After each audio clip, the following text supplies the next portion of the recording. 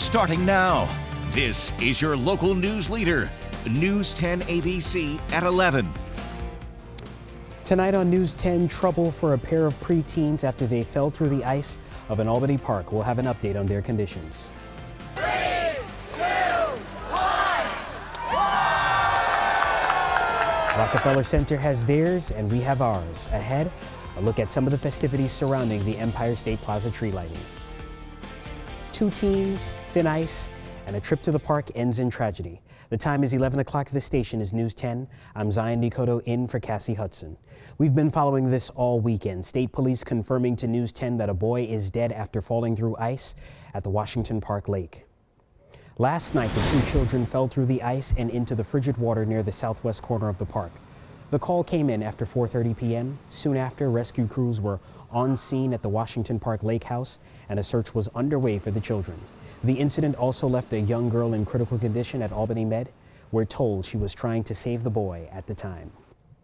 The Albany City School District releasing a statement on the incident, saying in part, quote, "Our hearts go out to the families of these students at this incredibly difficult time.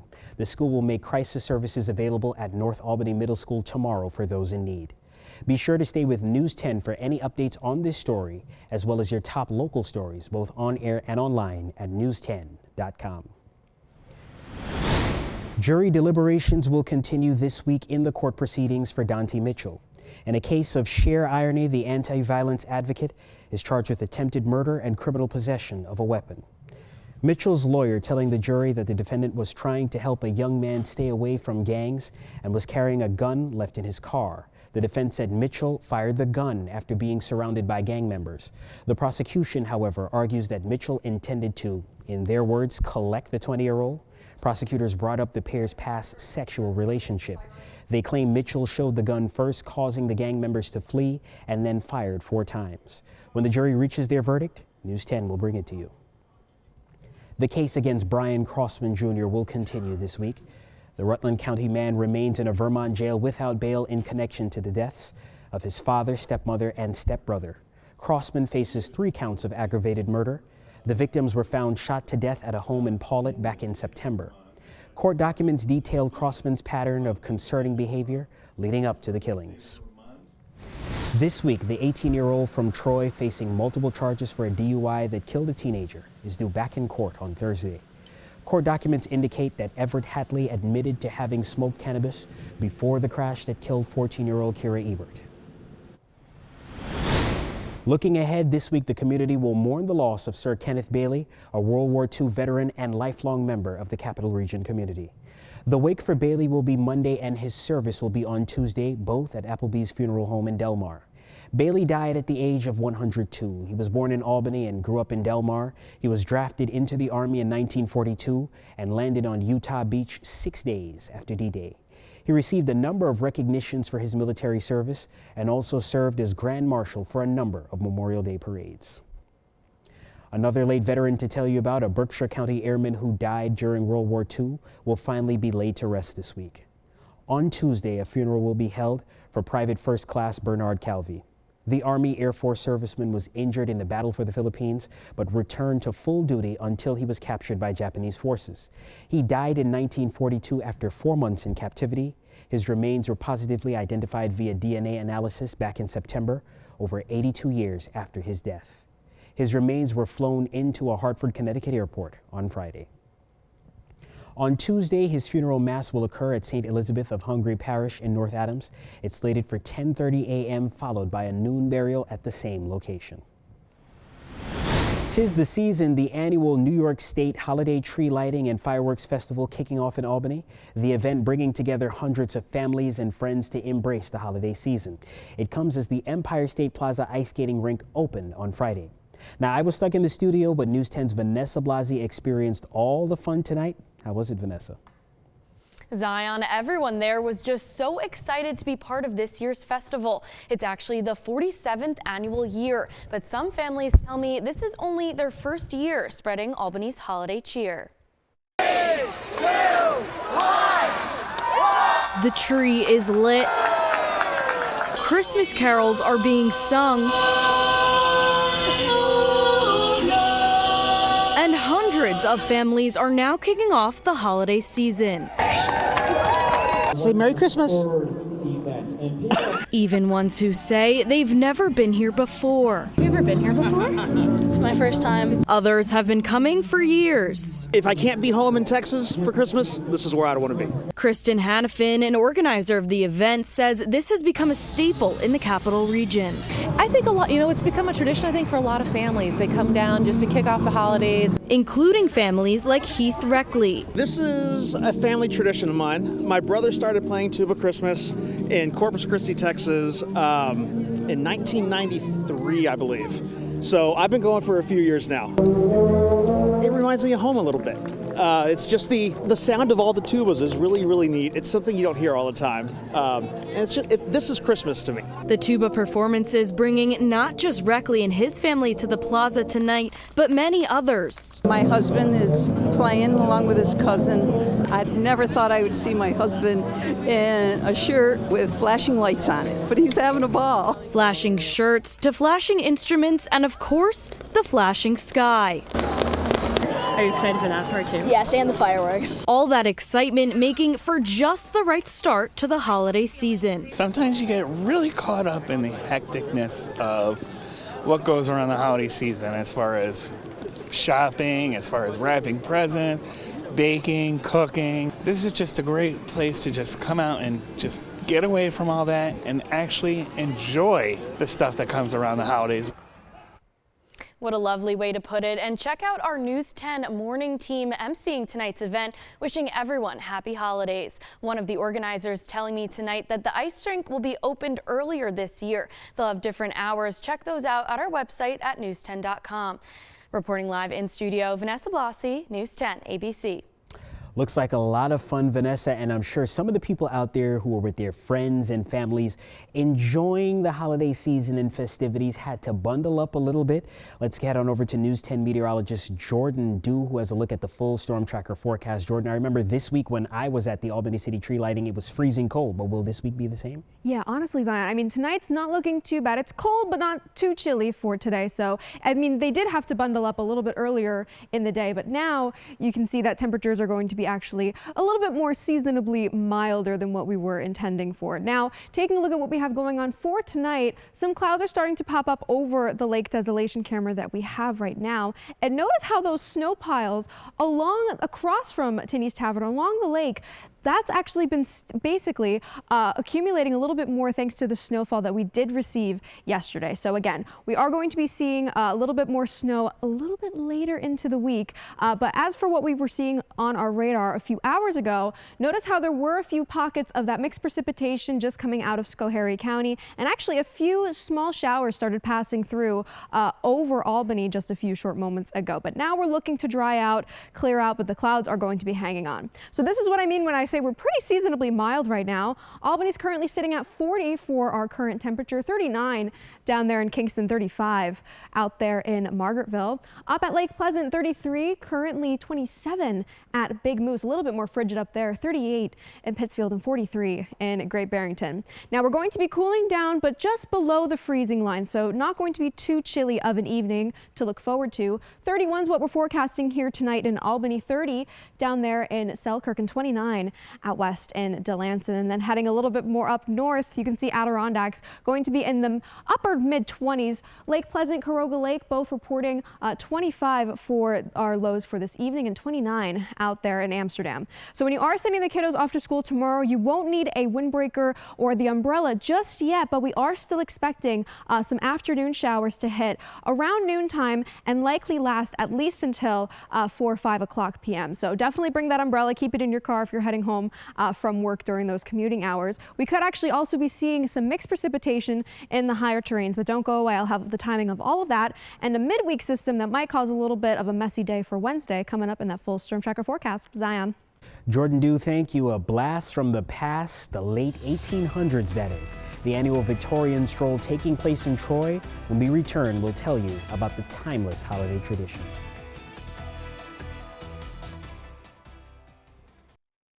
You're watching News 10 ABC, your local news leader. The Collar City also getting into the festive spirit with the 42nd annual Troy Victorian Stroll earlier today.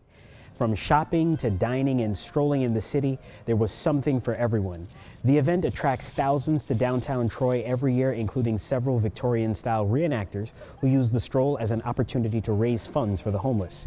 Hear from one of those reenactors on the appeals that the unique culture of the city has. This is a premier city on the Hudson River. This is the place to be for Victorian culture. So we just started doing it. We just kind of evolved, and before you know it, here we are with the cart and all of I have probably 20 costumed friends and family that are coming for this event.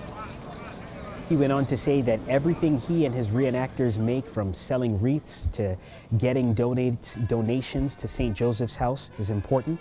The Victorian Stroll wrapped up a little earlier this evening.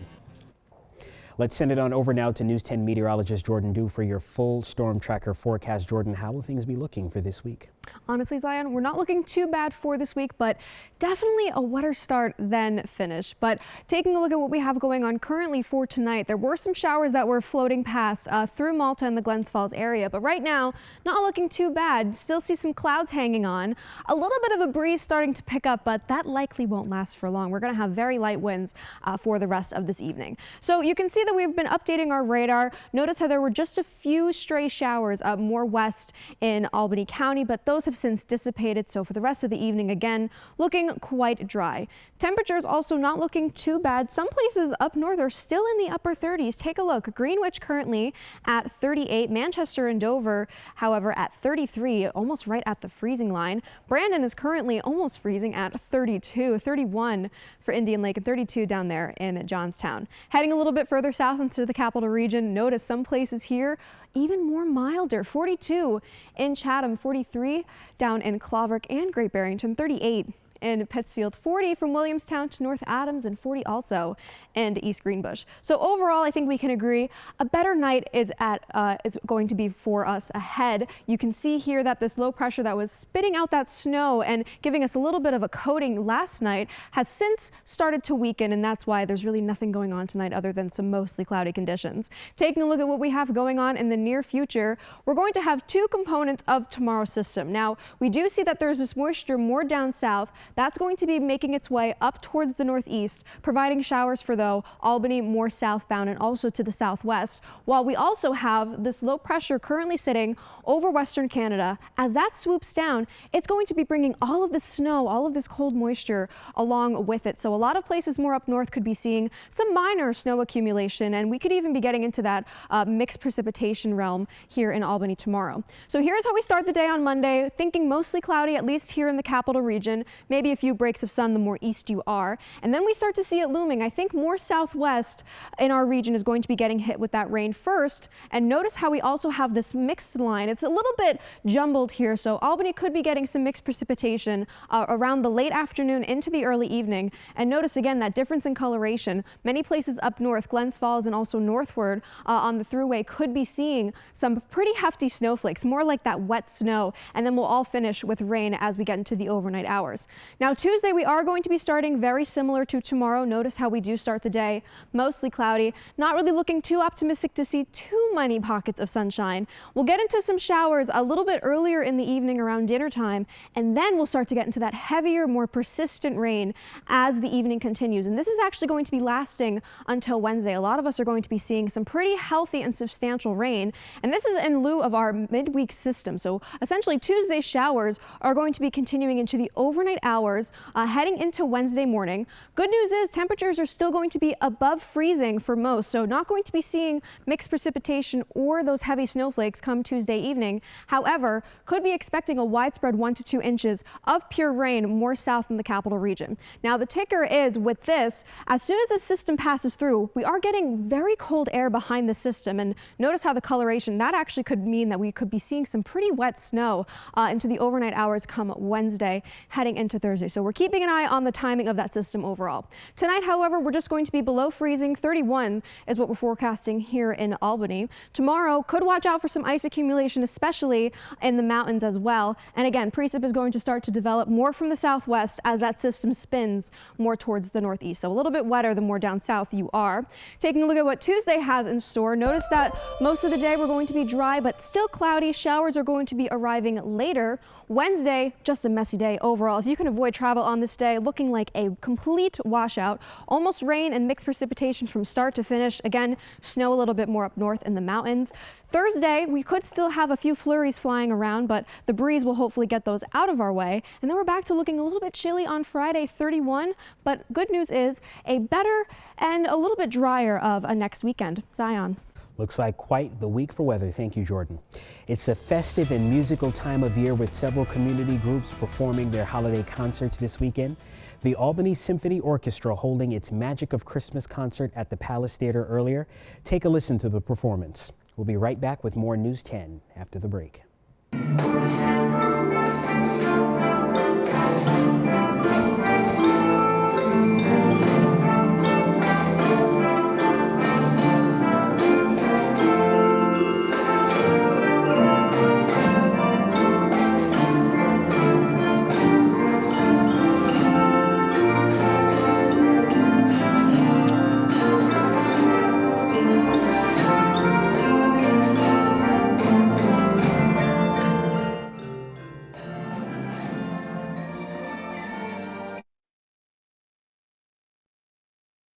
You're watching News 10 ABC, your local news leader. Well, the Lake George Community Band will be performing a holiday concert at the Strand Theater on Sunday, December 15th. The musical group is a 50-piece concert band of area professionals and community members. They will perform holiday classics and some of their fan favorites at 3 p.m. It's $10 for general admission. Kids 12 and under are free. Tickets are available at the Strand box office or at the door. If you're a holiday film fan, then this is the event for you. M&T Bank is teaming up with the Palace Theater for the holiday movie series. The event brings local families together to enjoy Christmas classics throughout the month of December at no cost. It kicks off with a presentation of Home Alone on December 9th, followed by A Christmas Story on the 16th, and It's a Wonderful Life on Friday, December 20th. Those showings are from 7 to 9 p.m., and then there's Family Fun Day with Aladdin on Saturday, December 28th from 1 to 3 p.m. Now let's send it on over to News 10 Sports Director Griffin Haas, who has a look for what's coming up in sports.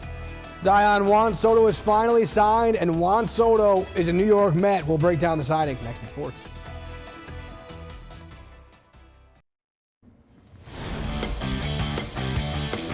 And now your News 10 ABC Sports, sponsored by Albany Saratoga Centers for Pain Management.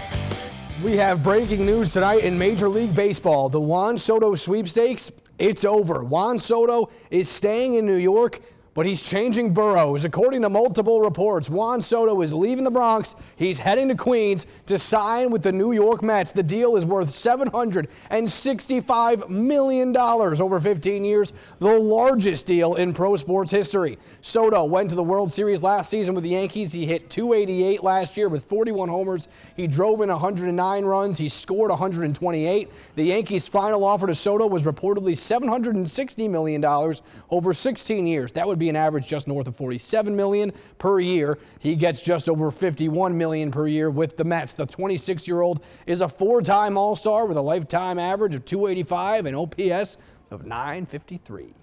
The Siena men's basketball team fell in a heartbreaker to Niagara in their first conference matchup Friday night. Siena looked to pick up their first MAC win this afternoon at Canisius. Siena looking to bounce back against an 0-9 Golden Griffin team. Siena came out swinging Marcus Jackson to Justice Schultz, three-ball corner pocket. 9-2 Siena, timeout Golden Griffins. Timeout didn't work. Jackson to Coyle. Same corner, book it. Siena starts on a 12-2 run. 12-8 now. Get it out to Schultz, fires back inside to Peter Carey, up and in for two. Siena up 14-8. But here comes Canisius, down just one. No look pass to Tanacopa. He hits from downtown, and the Golden Griffins go up one. Then a little pick and roll here from Paul McMillan inside to Jasmine Sanga. He finishes, and Canisius goes up by 6. But here come the Saints. Major Freeman, little floater in the paint, ties it up, tied at 24 at the break. Saints went marching in the second half. Coyle, the Niski native, another triple, puts the Saints up 3. Then it's Carey out to Major Freeman. Ground control to Major Freeman. Buries the 3. 12 minutes to go. Saints swing it to the corner. Guess who? Brendan Coyle, you betcha, puts the Saints back up 6. A minute later, Marcus Jackson, they dare the Amsterdam native to shoot it, and Jackson makes him pay with a long ball. 9-point. The Buffalo Bills clinched the AFC East last week with their win over the Niners, staying in the division for the 5th straight year, sitting just 1 game behind the Chiefs. With a win over Kansas City, the Bills now turn their attention to a chase for the number 1 overall seed in the AFC in a first-round bye. Josh Allen in Buffalo visiting Matt Stafford and the 6-6 Rams. Bills down 10-7 in the second quarter, and they're punting, and here come the Rams. It's blocked. Scoop 6. The Rams go up 17-7. Buffalo trying to answer. Allen fakes right, sets up the screen to the left. Ty Johnson, he sets it up perfectly. There he goes, 54 yards to the house. Bills get it right back, cut it to 17-14. Toward the end of the half, Rams goal to go, jet sweep, handoff to Puka Nacua. He scores easily, and LA goes up 24-14. Now 31-14 in the third. Bills need a big play. They get it. Allen to Khalil Shakir. Middle of the field, splits the defenders. He's got reservations for 6. Bills cut the deficit back to 10. Down 10 in the fourth. Allen going deep to Mac Hollins. He reels it in, and the Bills make it a 3-point game. They need a stop. It's 3rd and 5. Stafford out to Nacua, and Nacua finds the end zone for the second time today. PAT no good, but the Rams lead by 9. Bills get it all the way down the field. Josh Allen sneaks it in for his 3rd rushing touchdown. He had 6 total touchdowns through the air, and on the ground cuts it to 2, but they need the onside kick. They do not get it, and the Rams win it 44-42. Meanwhile, the Jets looking to play spoiler and pretty much end the season for the rival Dolphins. Miami, they drive down to the 2 on the opening possession. Handoff to Devon Achane. Keeps those legs churning. Dolphins go up 6-0 after the missed PAT. 9-3 Miami in the second. Jets in business. Isaiah Davis burst through the middle and into the end zone. Jets take a 10-9 lead. They trailed 15-13, though, at the half. In the third, Jets goal to go. Aaron Rodgers on first down, sprint out right, hits Devontae Adams for 6. Jets go up by 5. They'd build an 8-point lead. To the fourth, 9 minutes left. 4th and goal for Miami. Tua Tagovailoa to Tyreek Hill. Touchdown, Dolphins. Miami, they need the 2-point conversion to tie it. They run a very similar play. This time, it's Jalen Waddle, and the game is tied. Jets looking to drive for the win. They got 2 minutes to go on the plus side of the field. Rodgers hits Allen Lazard inside the 30. In field goal range, they couldn't run out the clock, so Anders Carlson with a 42-yarder, just under a minute. And he's going to drill it. Jets go up 26-23, but after a big return and a couple of completions, the Dolphins set up a 52-yarder to send it to overtime. Jason Sanders, and that is money. Tied at 26, we head to overtime. Dolphins, they get the ball first. They drive it right down to the 10. Tua, he's going to fit it in perfectly to Jonnu Smith, and he calls ball game. Dolphins and the Jets, another heartbreaking loss, 32-26. 2-10 Giants playing for pride at this point against New Jersey native Saints interim coach Darren Rizzi. First quarter, goal to go for the Saints. Handoff to Kendre Miller. Cuts it up. Stopped around the 2. Keeps the legs going, and they push him into the end zone. Saints up 7-0. Not a lot of scoring. 7-3 late in the third. Goal to go again for the Saints. Derek Carr links up with Jawan Johnson in the end zone. 14-3 New Orleans. 4 minutes to go in the fourth. Giants finally in business down near the goal line. Tyrone Tracy, he was originally ruled short on this carry, but after a review, they call it a touchdown. So the Giants need the 2-point conversion to cut it to 3. Drew Lock rolls right. The ball is deflected up in the air. It's caught by Malik Neighbors. The conversion's good, so a field goal would tie the game. Giants in plus territory. 40 seconds. Lock to Neighbors. Refuses to go down, sheds a couple tackles, finally wrestled down inside the 15, sets up Graham Gano with a 35-yard attempt to send the game to overtime, but the Saints break through. They get a hand on it. The kick's no good. Giants lose their 8th in a row, 14-11 the final. So New York Giants and the New York Jets lose. For them, it's probably a good thing if you're talking about draft position. So I think that's so too. one thing to look out for. Tough loss for the Bills, though. And also tough loss for the Yankees. Congratulations on getting Soto. So good for Shout you. out. I'm so unbiased. I'm not biased. $700 million. $765 million. My God. It could be worth up to $805 if he doesn't opt out after 5 years. He gets a $5 million raise. So Wow, that's impressive. So not bad for him. Not bad for him. As for good day to be weather, Juan Soto. Good day to be Juan Soto, yes. And I mean, not a bad day for tomorrow. Just expect a lot of rain showers and mixed precipitation. That's the story for this Sunday night from all of us at News 10. Have a good night.